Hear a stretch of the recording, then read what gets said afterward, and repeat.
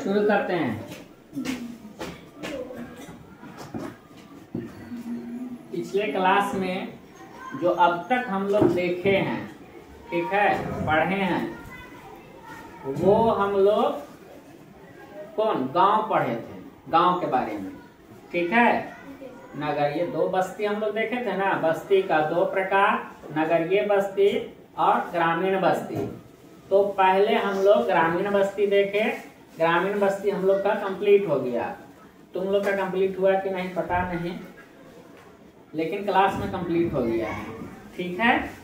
आज से हम लोग का चलेगा नगरीय बस्ती, ठीक है, अर्बन सेटलमेंट, नगरीय बस्तियां, अर्बन सेटलमेंट, ठीक है।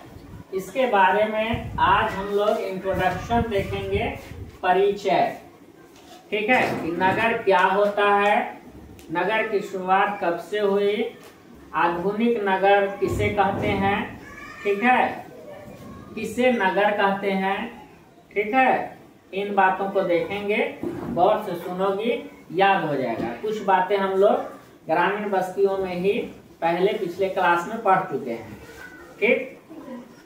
तो सबसे पहली बात है परिभाषा, नगरीय बस्ती किसे कहेंगे, नगरीय बस्ती कौन कहलाएगा, कौन सी बस्ती। तो बस्ती का दो प्रकार हम लोग देखे, पहला ग्रामीण बस्ती, ग्रामीण बस्ती हो चुका नगरीय बस्ती। अब नगरीय बस्ती में नगरीय बस्ती किसे कहेंगे, तो इसका परिभाषा सिंपल तौर पर इन जनरल इस तरह से दिया जाता है कि वैसे बस्ती, वे बस्तियां जिनमें अधिकतर लोग, जहां के अधिकतर लोग द्वितीयक एवं तृतीयक कार्यों में लगे होते हैं, ठीक है।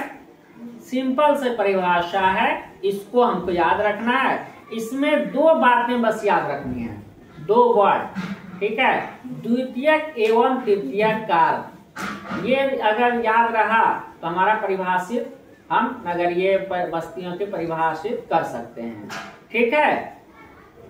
बस्ती तो जान ही रहे हैं कि वैसा बस्ती, ठीक है, वैसा बस्ती जहां के अधिकतर लोग द्वितीय कार्य एवं तृतीय कार्यों में लगे होते हैं, ठीक है। अब बच रहा है प्राथमिक कार्य। तो प्राथमिक कार्य कहाँ देखे थे, प्राथमिक कार्य कहाँ लगा, कहाँ के लोग प्राथमिक कार्य में लगे होंगे, ग्रामीण, ठीक है। ग्रामीण क्षेत्र में हम लोग देख भी चुके हैं, वहां पढ़ भी चुके हैं। ग्रामीण बस्ती के केस में प्राथमिक कार्य, ठीक है, ग्रामीण बस्ती के लोग प्राथमिक कार्य में लगे होंगे, जबकि शहरी लोग, नगरीय अधिवास के लोग द्वितीयक एवं तृतीयक कार्य में लगे होंगे। अब यहाँ पे जो समझना है वो मुख्य रूप से ये दो पॉइंट को, दो बात को समझना जरूरी है कि द्वितीयक कार्य क्या है और तृतीयक कार्य क्या है। इससे पहले भी बता चुके हैं, द्वितीयक कार्य जो भी व्यवसाय है, ठीक है, इस दुनिया में, ठीक है, जो भी व्यवसाय है उसको चार कैटेगरी में, ठीक है, 3-4 कैटेगरी में बांटा गया है ना, जिसे हम लोग प्राथमिक व्यवसाय या प्राथमिक कार्य या फिर द्वितीयक व्यवसाय, तृतीयक व्यवसाय, चतुर्थ व्यवसाय, इस तरह से हम लोग बांटे हैं। जिसमें हम लोग ग्रामीण में देखे थे कि गांव के लोग कौन सा व्यवसाय करते हैं, तो प्राथमिक व्यवसाय करते हैं, ठीक है। प्राथमिक व्यवसाय में फिर हम लोग उदाहरण देखे थे, क्या क्या था याद है, खेती, ठीक है, पशुपालन, लकड़ी काटना, मत्स्य पालन, मछली पालन, है ना, इत्यादि। ये सब था। ये सब मुख्य रूप से कहाँ होता है, तो गांव में होता है, ठीक है। अब शहर के केस में, नगर के केस में हम लोग देखते हैं कि नगर के अधिकांश लोग द्वितीय कार्य एवं तृतीय कार्य में लगे होंगे। अब द्वितीय कार्य के अंतर्गत क्या आएगा और तृतीय कार्य के अंतर्गत क्या आएगा, तो द्वितीय कार्य के अंतर्गत विनिर्माण, उद्योग, विनिर्माण उद्योग। अब प्रश्न उठता है कि विनिर्माण उद्योग क्या है? तो फैक्ट्रीज, ठीक है, कल कारखाना, जहां पे विभिन्न प्रकार के वस्तुओं का उत्पादन किया जाता है। यहाँ ध्यान दो, हम लास्ट में क्वेश्चन पूछेंगे इससे संबंधित। द्वितीय कार्य के अंतर्गत विनिर्माण कार्य आते हैं, विनिर्माण उद्योग आते हैं। विनिर्माण उद्योग क्या है? तो कारखाना, फैक्ट्री में जो माल तैयार होता है, ठीक है, बहुत सारा फैक्ट्री है ना, उसमें विभिन्न तरह के सामान सब तैयार होता है ना, ठीक है। तो जो भी फैक्ट्री है, कल कारखाना है, उसमें जो सामान तैयार किया जाता है, उन उद्योगों को विनिर्माण उद्योग कहते हैं और उसी को हम लोग द्वितीय कार्य के अंतर्गत रखते हैं। समझ में आया? अब है तृतीय कार्य। तो तृतीय कार्य के अंतर्गत कौन कौन आता है?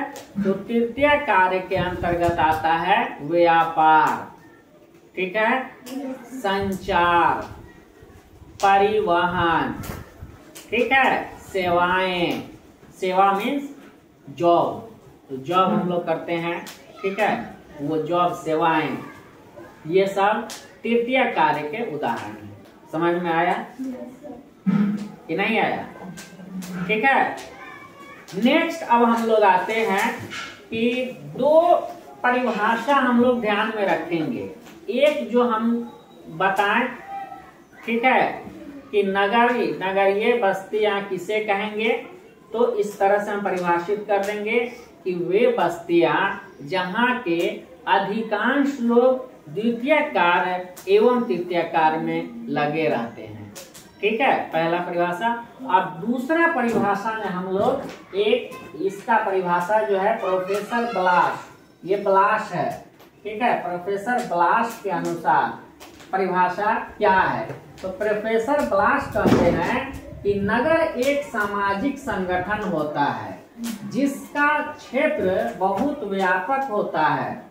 यह सभ्यता के उस पीढ़ी का प्रतिनिधित्व करती है जिस तक कुछ क्षेत्र नहीं पहुंच पाते हैं, जो शायद कभी पहुंच भी ना सके।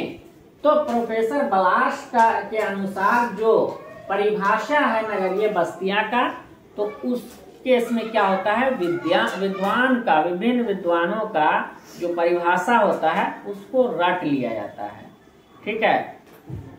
तो इसको हमको रट लेना है कि प्रोफेसर ब्लाश किस तरह से इसको परिभाषित किए हैं। तो इस तरह से दो परिभाषा हुआ ना, एक अपने हिसाब से परिभाषित कर देंगे पहले, और उसके बाद दूसरा प्रोफेसर ब्लाश के अनुसार, ठीक है। अब आगे हम लोग चलेंगे, ठीक है, कि नगरीकरण के केस में पीछे भी हम देख चुके हैं, अलग अलग देशों में अलग अलग नगरीकरण का परिभाषा है, ठीक है, अलग अलग देशों में नगरीकरण का, नगर का अलग अलग परिभाषा है, ठीक। जैसे भारत के केस में हम लोग पिछले क्लास में देख चुके हैं कि दो आधार पर नगर को परिभाषित किया जाता है, ठीक है। नगरीकरण है ना, नगर को मतलब क्या किया जाता है? माना जाता है, किसी बस्ती को मान्यता दी जाती है कि अब ये नगर की श्रेणी में आया या आएगा। तो दो क्या था? दो जो तरीका था, क्या क्या था? दो आधार जो था वो क्या था? जनसंख्या और व्यवसाय, जनसंख्या और व्यवसाय, ये दो चीज है जिसके आधार पर नगर को और ग्रामीण क्षेत्र को परिभाषित किया जाता है, ठीक है। पिछले क्लास में हम देख चुके हैं जनसंख्या के आधार पर, ठीक है, नगर कौन होगा और ग्राम कौन होगा, नगर कौन होगा और गांव कौन होगा, ठीक है। तो जनसंख्या के आधार पर याद है क्या बोले थे? इसमें याद रखना है, जैसे भारत में जनसंख्या के आधार पर जिस क्षेत्र में, ठीक है, जिस बस्ती की आबादी 5000 से अधिक होगा। जिस बस्ती की आबादी 5000 से अधिक होगी, ठीक है, उसको हम लोग जनसंख्या के आधार पर नगरीय क्षेत्र के अंतर्गत रखते हैं, ठीक है। जबकि इसके विपरीत जहां पे अब अंडरस्टूड है कि अधिक 5000 से अधिक है तो नगर हो गया, तो 5000 से कम होगा तो क्या होगा, गांव हो जाएगा, ठीक है। तो सिंपल है, 5000 सिर्फ हम लोग याद रखेंगे कि 5000 ये बॉर्डर है, 5000 या 5000 से अधिक जनसंख्या होगा भारत के नगरीकरण के हिसाब से, तो वैसे क्षेत्रों को, वैसे अधिवासियों को हम लोग क्या कहेंगे, नगर कहेंगे, ठीक है। और 5000 से कम हुआ तो वैसे क्षेत्रों को हम लोग ग्रामीण क्षेत्र कहेंगे, ग्रामीण बस्ती कहेंगे, ठीक है। दूसरा हम लोग देखे थे व्यवसाय के आधार पर। तो व्यवसाय के आधार पर सिंपल है, 3 चीज हमको याद रखना है, प्राथमिक व्यवसाय, द्वितीयक व्यवसाय, तृतीयक व्यवसाय। 3 नाम हम याद रखें और तीनों को समझ ले कि तीनों के अंतर्गत कौन कौन सा व्यवसाय, कौन कौन सा कार्य आता है, ठीक है। तो प्राथमिक व्यवसाय, प्राथमिक व्यवसाय सिर्फ एक प्राथमिक व्यवसाय जो होगा, जिस क्षेत्र में होगा उसको हम लोग ग्रामीण क्षेत्र कहेंगे, ग्रामीण अधिवास कहेंगे, ठीक है, याद रहेगा। फिर उसमें कहे थे आगे कि प्राथमिक व्यवसाय में कौन कौन आएगा। प्राथमिक व्यवसाय बता चुके हैं, कृषि, पशुपालन, लकड़ी काटना, ठीक है, हाँ, इत्यादि, ये बहुत सारा काम है। तो ये सब चीज जिन क्षेत्रों में होगा वैसे क्षेत्रों को, वैसे बस्तियों को क्या कहेंगे, ग्रामीण बस्ती, याद रहेगा। प्राथमिक व्यवसाय ग्रामीण बस्ती, 5000 से कम आबादी ग्रामीण बस्ती, ठीक। 5000 से अधिक आबादी क्या होगा, नगरीय बस्ती। अब प्राथमिक खत्म हो गया, बचा कौन कौन, द्वितीयक व्यवसाय और तृतीयक व्यवसाय। तो द्वितीयक व्यवसाय और तृतीयक व्यवसाय जहां होगा उसको क्या कहेंगे, अधिकांश लोग, जहां के अधिकांश लोग द्वितीयक व्यवसाय एवं तृतीयक व्यवसाय में लगे होंगे वैसे क्षेत्र को क्या कहेंगे, नगरीय अधिवास, नगरीय बस्ती, ठीक। फिर द्वितीयक व्यवसाय में क्या आएगा और तृतीयक व्यवसाय में क्या आएगा, तो इसको याद रखना इम्पोर्टेंट है। द्वितीय व्यवसाय के अंतर्गत विनिर्माण कार्य आता है।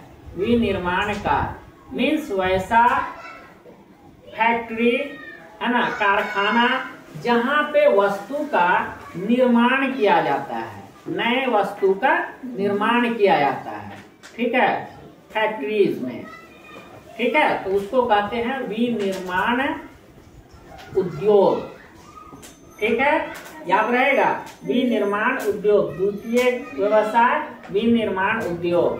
तृतीय व्यवसाय, तृतीयक व्यवसाय, तृतीयक व्यवसाय के अंतर्गत कौन कौन आएगा, पहला व्यापार, दूसरा संचार, तीसरा परिवहन, चौथा सेवाएं, याद रहेगा, ठीक है। अब हम लोग आगे बढ़ेंगे और ये देखेंगे कि आज जो हम लोग पढ़ रहे हैं नगरीकरण, इसके थोड़ा सा पीछे जाएं, इतिहास में जाएं, तो नगरीकरण जो है, नगरीय बस्तियां जो है, ये एक आधुनिक, ठीक है, परिघटना है, मॉडर्न चीज है, ठीक है, आधुनिक परिघटना है, ठीक है। लेकिन फिर भी जब हम लोग सिंधु घाटी सभ्यता, सिंधु सभ्यता के नाम सुनी हो तुम लोग, सिंधु सभ्यता, ठीक है, सिंधु सभ्यता का जब हम लोग अध्ययन करते हैं तो पढ़ते हैं कि सिंधु सभ्यता में कई विशाल नगर पाए जाते थे, ठीक है। तो आज के आधुनिक में हम नगरीकरण को आधुनिक मानते हैं, लेकिन जब हम कुछ सभ्यता के, प्राचीन सभ्यता का अध्ययन करते हैं तो देखते हैं कि उसमें भी है ना विशाल शहर नगर पाए जाते थे। जैसे सिंधु घाटी सभ्यता में कौन कौन सा शहर था, नगर था? हड़प्पा, मोहनजोदड़ो, ठीक है, बहुत सारा। हड़प्पा सभ्यता में तो बहुत सारा शहर था, ठीक है, नगर था। कालीबंगा हो गया, ठीक है, इसके अलावे। लेकिन मुख्य रूप से दो जो राजधानी के रूप में माना जाता था सिंधु घाटी सभ्यता का, वो था हड़प्पा और मोहनजोदड़ो। याद रहेगा? मतलब प्राचीन काल में अगर कहीं नगरीकरण का साक्ष्य मिलता है तो कहाँ मिलता है? सिंधु सभ्यता में हड़प्पा और मोहनजोदड़ो, ठीक है, याद रहेगा। फिर हम लोग आगे अब बढ़ते हैं, ठीक है। आज जो है, जो आधुनिक नगरीकरण हम कहते हैं, उसकी शुरुआत किस शहर से माना जाता है? तो लंदन से। आधुनिक नगरीकरण का पहला शहर जिसे कहा जाता है वो है लंदन, ठीक है। 1810 में लंदन की आबादी 10 लाख था, ठीक है, 10 लाख। कितना था? 10 लाख। 1810 में लंदन की आबादी 10 लाख था और इस आधार पे लंदन को आधुनिक प्रकार की प्रथम नगरीय बस्ती माना जाता है, ठीक है। नेक्स्ट 1982 में विश्व के लगभग 175 नगरों की जनसंख्या 10 लाख से अधिक थी। जब 1982 में 10 लाख से अधिक आबादी वाले नगरों की संख्या कितनी थी? 175। याद रहेगा? 1982 में पूरे विश्व में 10 लाख से अधिक जनसंख्या वाले नगरों की संख्या कितनी थी? 175, ठीक है। तो ये सब डेटा टाइप है, तो इसको हम लोग याद रखेंगे। डेटा जरूरी होता है किसी भी आंसर में, ठीक है। इस टाइप का डेटा होना जरूरी है। ऐसा नहीं कि सिर्फ थ्योरी भर दिए और डेटा कुछ डालेगी नहीं। तो ये सब 2-4 पॉइंट याद रखना जरूरी है, ठीक है। नेक्स्ट हम देखते हैं कि 1800 में विश्व की मात्र 3% जनसंख्या नगर में रहती थी, ठीक है। 1800 में, सन 1800 में विश्व की मात्र 3% जनसंख्या कहाँ रहता था? नगर में रहता था। जबकि 2020 में यह बढ़कर कितना हो गया? 56%। तो इसको याद रखेंगे। 1800 में विश्व के नगरीय जनसंख्या कितनी थी? 3%। 2020 में यह बढ़कर कितना हो गया? 56%। तो 3% और 56%, ऐसे याद रखेंगे, ठीक है। कम से कम इतना जो डेटा हम दिए हैं, 3 डेटा हमारा हुआ कि 1810 में लंदन की आबादी 10 लाख से अधिक थी, जिसके कारण लंदन को हम लोग आधुनिक प्रकार की प्रथम नगरीय बस्ती मानते हैं, कहते हैं, ठीक है, पहला। दूसरा, 1982 में पूरे विश्व में 1982 में कुल 175 नगर थे, जिसकी जनसंख्या 10 लाख से अधिक थी। दूसरा हो गया। और तीसरा याद रखेंगे कि 1800 में, सन 1800 में विश्व की मात्र 3% आबादी नगर में रहती थी, जबकि 2020 में यह आबादी बढ़कर कितना हो गई? 56%।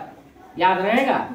ये हमारा इंट्रोडक्शन हो गया, परिचय हो गया नगरीय बस्ती, अर्बन सेटलमेंट्स के बारे में। नेक्स्ट टॉपिक में कल हम लोग देखेंगे इसके विभिन्न प्रकार के बारे में, नगर के विभिन्न प्रकार, ठीक है, आधारों के, मतलब विभिन्न आधारों के आधार पर, जिसका हम लोग आज कुछ देख भी चुके हैं, विश्लेषण कर चुके हैं। जनसंख्या के आधार पर, व्यवसाय के आधार पर, और दो मुख्य है, तीसरा फिर हम लोग देखेंगे उसमें प्रशासन के आधार पर, ठीक है। चलो क्वेश्चन लिखो तो। क्वेश्चन मौखिक बोलो, छोड़ो लिखो नहीं, मौखिक सब जवाब दो। तुम लोग जो है ना बहुत लोग ध्यान नहीं देती हो। चलो बोलो, बतलाओ। प्रथम आधुनिक नगरीकरण के हिसाब से प्रथम शहर नगर किसे माना जाता है? लंदन को। ठीक है। सिंधु घाटी सभ्यता के दो प्रमुख नगर हड़प्पा और मोहनजोदड़ो किस देश में था? सिंधु सभ्यता किस देश की सभ्यता थी? सिंधु घाटी सभ्यता किस देश की प्राचीनतम सभ्यता थी? हिस्ट्री में पढ़ना था, तुम लोग नहीं पढ़ी थी? हिस्ट्री में पढ़ना है इसके बारे में। भारत का ये प्राचीनतम सभ्यता थी। ठीक है, सिंधु घाटी सभ्यता, जिसके अंतर्गत विशाल नगर मोहनजोदड़ो एवं हड़प्पा नामक विशाल नगर पाए जाते थे। इसके अलावा भी कई नगर पाया गया। ठीक है। नेक्स्ट हम लोग को क्या था? 1800 में, ठीक है, 1800 में कुल जनसंख्या के कितने प्रतिशत जनसंख्या नगरों में रहती थी? 3%। जबकि 2020 में कितना था? 56% हो गया। 2020 में बढ़कर 56% हो गया। ठीक है। इसके पश्चात सबसे इम्पोर्टेंट जो है वो ये है कि इसका परिभाषा, नगर को हम कैसे परिभाषित करें, तो ये हम कई बार बता चुके हैं। ठीक है, इसको अब दोबारा रिपीट नहीं करेंगे। लेकिन इसमें इसको जो है प्रोफेसर ब्लास, ठीक है, ब्लास ये फ्रांस के जियोग्राफर थे, विद्वान थे, इन्होंने नगर को परिभाषित किया है। ठीक है, तो इसको तुम लोग थोड़ा देख लेना। ठीक है, बाकी चीज तो तुम लोग को समझ में आ गया, लगभग याद हो चुका है। लेकिन इसके होता है क्या कि विद्वान का परिभाषा जो है ना वो उसी के हिसाब हूबहू होना चाहिए। किसी विद्वान का परिभाषा, किसी भी चीज का परिभाषा सेम होता है, ये नहीं उसका हम अपने अकॉर्डिंग अपने हिसाब से नहीं लिख सकते हैं। ठीक है, तो ये ध्यान रखना है। और फिर हम लोग प्राथमिक व्यवसाय, द्वितीयक व्यवसाय और तृतीयक व्यवसाय देखे हैं, इसको समझना है। ठीक है, प्राथमिक व्यवसाय में कौन कौन आता है कई बार हम लोग देख चुके हैं, अब डिस्कशन नहीं करेंगे। ठीक, रहने दे।